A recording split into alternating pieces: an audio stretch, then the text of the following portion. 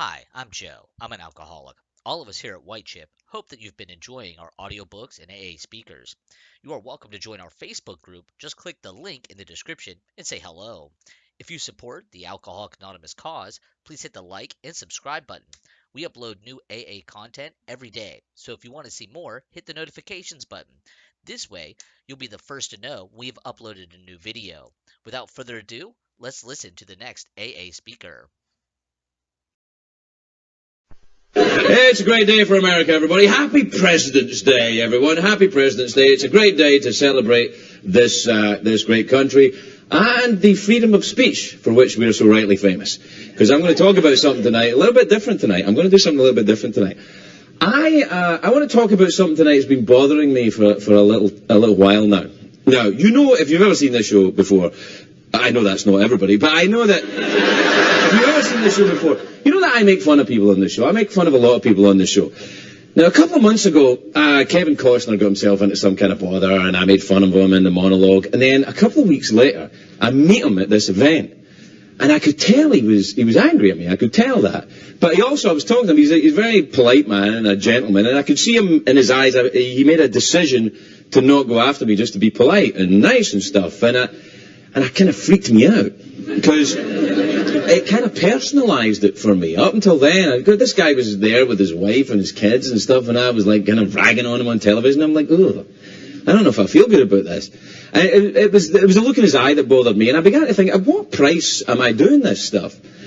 And I started to think about the effect it was having on real people, and it's been needling at me a little bit ever since. Now, I'm as guilty as sin about this. I mean, I made fun of the lady astronaut wearing the diapers when she was driving. That is clearly funny. That is clearly a funny thing. But at the same time, then the mugshot comes in, and I go, this woman's in trouble. She needs help. And then I'm thinking, I don't know how good I feel about this. And I need to do stuff that I feel comfortable with. I want to be able to be funny, but I want to be able to get some sleep. So, and I don't just do this job for the money, I assure you, which is handy, because there isn't much in it. But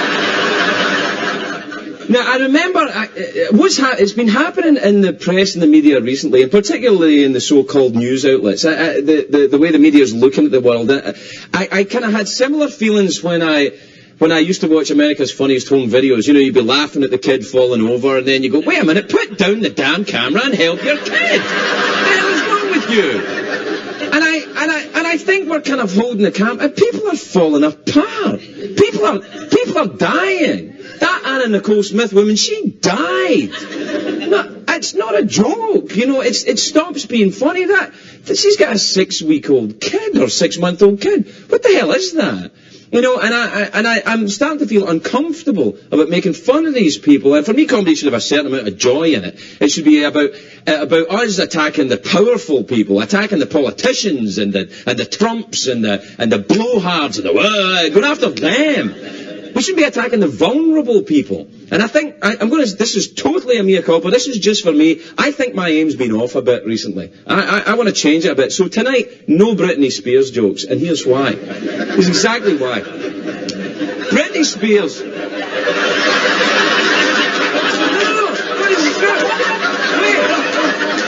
I'm not doing it. Brenda, listen, the kind of weekend she had, she was checking in out of rehab, she was shaving her head, getting tattoos. That's what she was doing this weekend. This Sunday I was 15 years sober.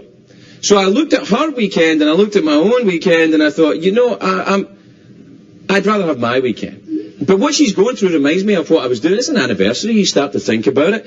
It reminds me of where I was 15 years ago when I was living like that. Now, I'm not saying Britney Spears is an alcoholic. I don't know if she's an alcoholic or not. But she clearly needs help. And now what I do here is I speak for myself. There's speculation. There's always speculation if you're on television about somebody's behind it, or the corporation, the production people. This is me. All right? It's me and you, right? I'm trying to be honest with you. I'm not an expert on alcoholism or anything else, but I am an expert on my own story. I was there when it happened. Well, I was present. The tape recorder wasn't running until February the 18th, 1992. And it made me think about the last Christmas that I had when I was a drinking man. Hopefully the last one as a drinking man. I was in a terrible mess. I wasn't shaving my head and getting tattoos. I saved that for later. I got that from my midlife crisis. But when I got sober, I was a bit older than Brittany. I was 29. And Christmas morning, before I got sober, I had been in an all-night bender. And I woke up in a room above a bar. I'd been in that pub the night before. It was Christmas Eve. I was going to have a drink and then go home. I was in London. I was going to go to Scotland, but, the one thing led to another. I stayed in the room above the pub, and I woke up on Christmas morning, and I was soaked in my own urine. At least I think it was mine. I can't be certain. I couldn't say with total honesty that it was my urine. I didn't have it tested, is what I'm saying. I hope to this day it was mine. Anyway, I woke up that morning. Now, this is the mind of an alcoholic.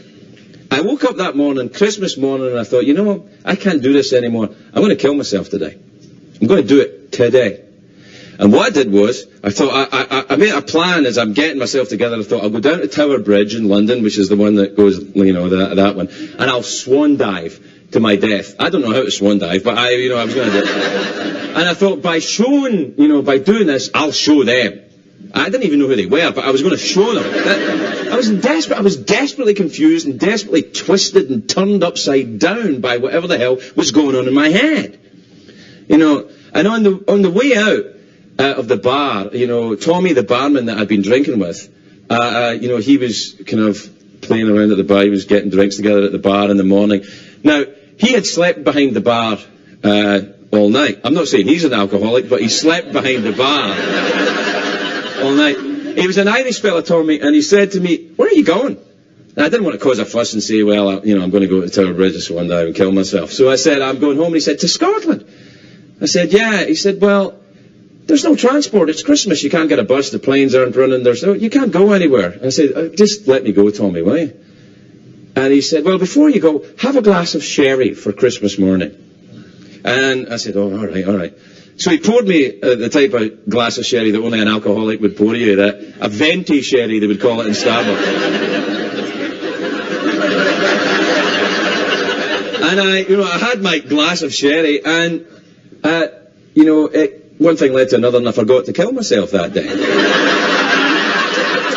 Here's the important point. The alcohol saved my life. I was self-medicating. I'm an alcoholic. I needed alcohol. I needed something, And from that point on, until February the 18th the following year, it's all a bit foggy. I would wake up and play. I was on a wild bender. I was doing stand-up gigs, apparently. I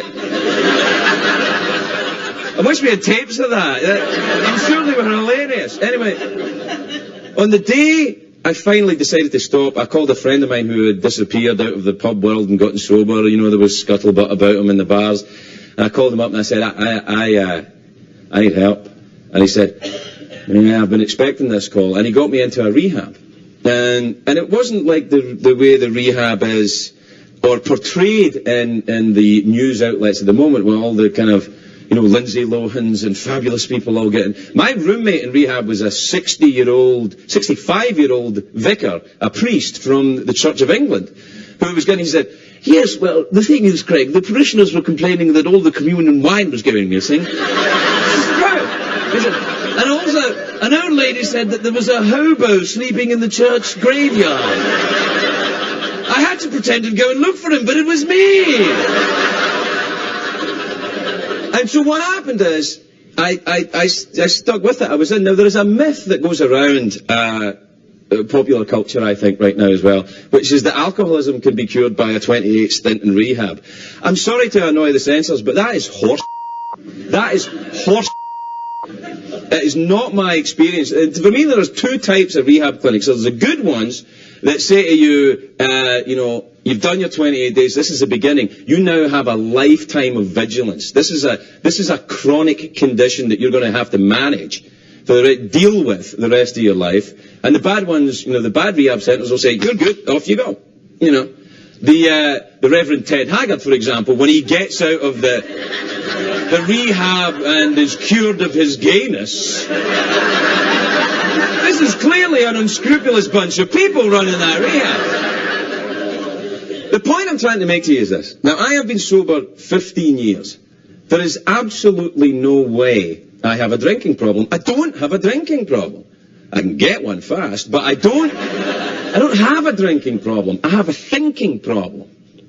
I'm 15 years sober. Last week, right, I found out that Guinness has 125 calories a pint, and without a word of a lie, I'm thinking maybe I should go on a diet. That's clearly insane. What Guinness did to me, and I'm thinking, well, it's only 125 calories. What can possibly go wrong? I want to make something clear to you. I'm not advocating temperance. I'm not advocating that. I'm saying this is for me. You know, if I could drink, I would drink, but I can't. You can't say, you know, to kids, drink responsibly. You can say to me, drink responsibly, and I'll say, I'll try. But I can't. Certain types of people can't drink. I'm one of them. I threw in the towel with alcoholism 15 years ago, and I've been trying for the last 15 years to get little bits of it back. And it looks to me a little bit that Britney Spears has a similar problem going on with alcohol. This woman has 2 kids. She's 25 years old. She's a baby herself. She's a baby. You know. And the thing is, you can embarrass somebody to death. It's embarrassing to admit you're an alcoholic. It's embarrassing to wake up in your pee or someone else's pee. It doesn't really matter. It's embarrassing. Now, I'm not absolving this woman of her behaviour. I'm not. You have to be responsible for your actions, sick or well. You have to be responsible for your actions. You just have to be. All of us are accountable.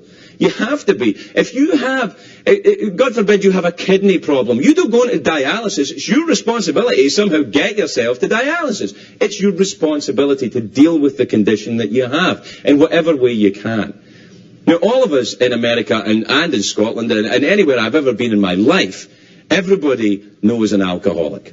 They're either they've worked for one, or they have one work for them, they have a parent or a sibling or a child. Everybody. There's not one of us. It does a friend. God forbid some of you poor people are married to them. You know what it's like. Now, I have found this. You can't beat it with money. If you could beat this rap with money, rich people wouldn't die. You can't. For me, and I only speak for myself, so I'm going to stress this to you, I have found that the only way I could deal with it is find other people who had similar experiences and talk to them. It doesn't cost anything. It doesn't cost a thing. And they're very, very easy to find. They're very near the front of the telephone book. Good luck.